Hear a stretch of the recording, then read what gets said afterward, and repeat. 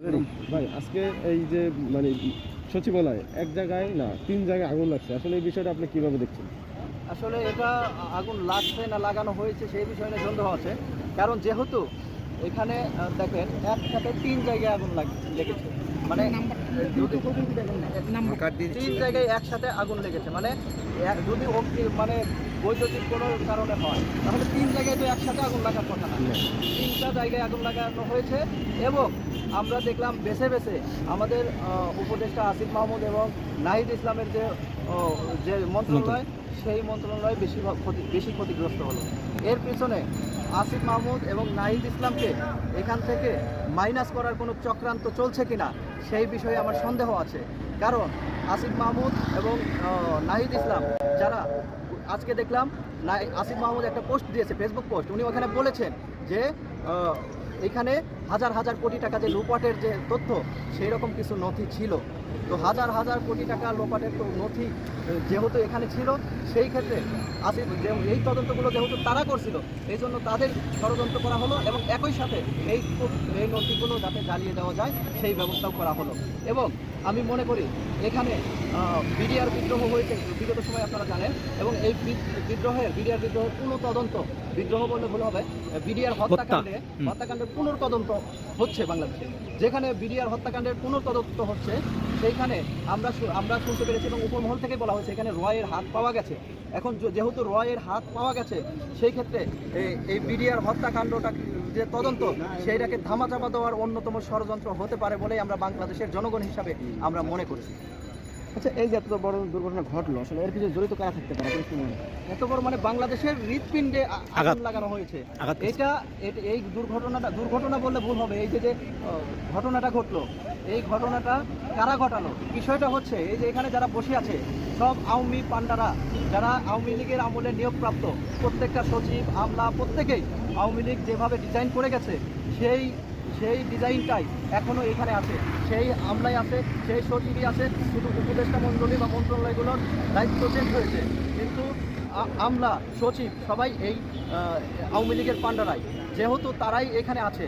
এবং এখানকার একটা আমাদের স্বরাষ্ট্র উপদেষ্টা যিনি হচ্ছে আমরা শুনেছি তিনি হচ্ছে প্রথম আলো ডেইলি স্টারকে প্রমোট করে, এই প্রথম আলো ডেইলি স্টারপন্থী স্বরাষ্ট্র উপদেষ্টা উনি বলেছেন যে একটা অগ্নিকাণ্ড ঘটতেই পারে মানে একসাথে 3 জায়গায় ঘটতে পারে। ওনার মতো একটা দায়িত্বশীল জায়গায় থেকে উনি কীভাবে ঘটতেই পারে এইরকম বক্তব্য দেয়? ওনার বক্তব্য কখনোই গ্রহণযোগ্য না। উনি যে বক্তব্য দিয়েছে ওনার প্রত্যাহার করা উচিত, কারণ একটা ঘটনা ঘটতেই পারে সেটা তদন্ত ছাড়া উনি ওই জায়গা থেকে বলতে পারে না। এই যে আওয়ামী লীগের যারা আপনি বললেন যে আওয়ামী লীগের অনেক যারা রয়েছে চক্র রয়েছে ভিতরে কাজ করছে, তাদেরকে অপসারণ কেন করা হলো না? যেহেতু অনেক দিন তো হয়ে গেল। অত্যন্ত দুঃখের সাথে বলতে হচ্ছে আমরা যে সরকারটাকে বসিয়েছি সেই সরকার এখন ছাত্র জনতার কথা শুনে না, সেই সরকার এখন প্রথম আলো ডেইলি স্টারের কথা শুনে। এই সরকার ছাত্র জনতার কথা কিন্তু শুনে না, শুনে প্রথম আলো ডেইলি স্টারের কথা, রয়ের কথা। কারণ যদি তা না হতো তাহলে এখনো পর্যন্ত কেন আওয়ামী পান্ডারা এখানে বসে আছে? এখনো পর্যন্ত কেন আওয়ামী পেতাত্তারা এখানে বসে আছে? কেন নতুন করে নিয়োগ দেওয়া হয়নি? কেন ভালো মানুষগুলোকে এখানে আনা হয়নি? তো এইসব ঘটনাগুলো ঘটতো না। আপনারা জানেন বাংলাদেশে বিভিন্নভাবে আইন শৃঙ্খলা পরিস্থিতি একদমই অকার্যকর হয়ে পড়েছে। এই পান্ডাদের না সরালে আইন শৃঙ্খলা বাহিনী কখনোই ফাংশন করতে পারবে না এবং পারছেও না। আপনারা দেখতে পেরেছেন অতি সম্প্রতি উচ্চ হত্যা হচ্ছে, আমাদের বেছে বেছে আমাদের বিপ্লবী ভাইদের হত্যা করা হয়েছে। ইস্ট ওয়েস্ট বিশ্ববিদ্যালয় সিহানকে কীভাবে হত্যা করা হয়েছে, সীমান্তকে কীভাবে হত্যা করা হয়েছে আমেরিকান ইন্টারন্যাশনাল ইউনিভার্সিটি। এছাড়াও বাংলাদেশে সাজিদ আলম এবং হাসনাত আবদুল্লাহকে কীভাবে ট্রাক চাপা দেওয়া হয়েছে। কালকে ছাত্রদলের এক ভাইকে গুলি করে হত্যা করা হয়েছে নরসিংদীতে। তো এই যে ঘটনাগুলো ঘটছে, আইন শৃঙ্খলা পরিস্থিতি কেন ফাংশন করতে পারছে না?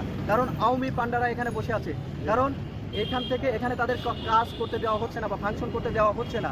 আওয়ামী পান্ডাদের যদি এখান থেকে না সরানো হয় তাহলে প্রশাসন ফাংশন করতে পারবে না, সচিবালয় ফাংশন করতে পারবে না, মন্ত্রণালয় ফাংশন করতে পারবে না। তার দায়ভার সাধারণ মানুষ হিসেবে আপনার কাঁধে দেবেন? এর দায়ভার অবশ্যই এটা তো করেছে আওয়ামী পান্ডারা, তারপরে আমি সরকার এড়াইতে পারে না বলে আমি মনে করি। কারণ সরকার এখনো পর্যন্ত আওয়ামী পান্ডাদের রয়ের লোকদের কেন এখানে বসিয়ে রেখেছে, রয়ের লোকদের কেন এখনো এখানে বসিয়ে রেখেছে, এর দায় অবশ্যই সরকারকে নিতে হবে। সরকার যদি আওয়ামী পান্ডাদের এখান থেকে সরাতো তাহলে তার কথা ছিল না।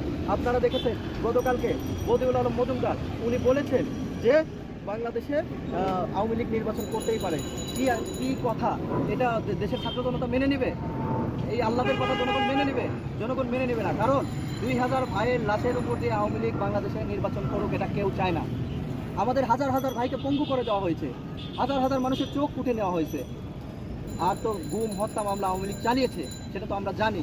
সেই শেখ হাসিনার আওয়ামী লীগ এখনো পর্যন্ত এখন অনেকে সুশীল সাজতে যাচ্ছে। এই সুশীল সাজার কারণটা কি?